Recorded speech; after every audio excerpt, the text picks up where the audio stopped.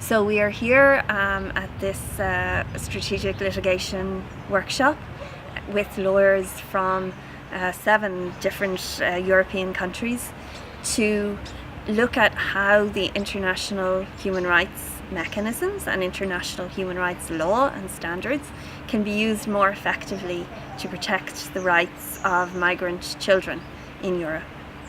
We are lawyers from different countries of Europe that are participating on the project, and we are doing strategic litigation. We are learning how to use international instruments to resolve or try to resolve a difficult national situation about migrant children.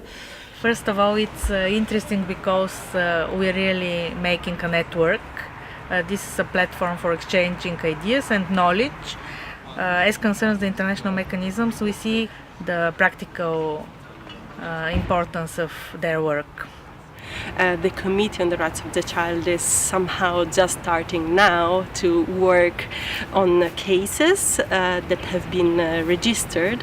So there is really a momentum to ensure that the cases that reach this committee are actually good cases, also in terms of advocacy, so that the committee can really build a strong jurisprudence since the very beginning.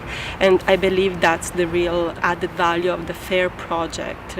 From one side, it's very good for us, or for me, to argue the case and to see if I can convince people and if I make good arguments. And at the same time to get the feedback, very valuable feedback on the case and of ideas what else we could use, especially if we think of European and international human rights treaty bodies or courts we could use. But then also the other lawyers from other jurisdictions where actually things work differently in the other countries, they can give them really a lot of ideas on how things could actually work, because often people are a bit caught in the national systems, and it's just this is how it works here and there's no way to do it differently.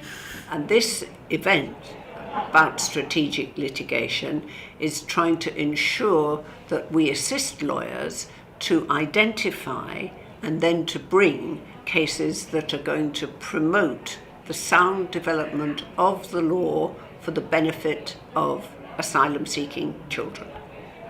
What happens in Strasbourg is one of the admissibility requirements for us to examine the complaint in substance on the merits is that you've exhausted all domestic remedies, which will almost always take several years.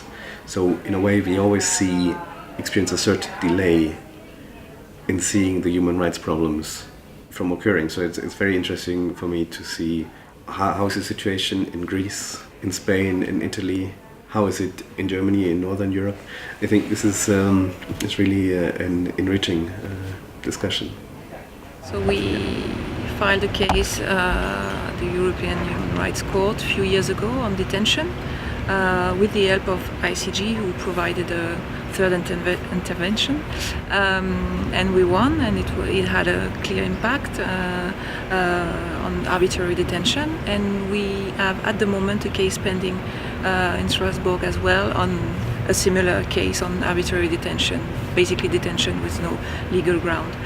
And I think also that the workshops of the project has opened our mind to international mechanisms of human rights, and that's very important. Fundación Raíces, after that workshops, have submitted 11 communications, and I think that the workshop constitutes a turning moment.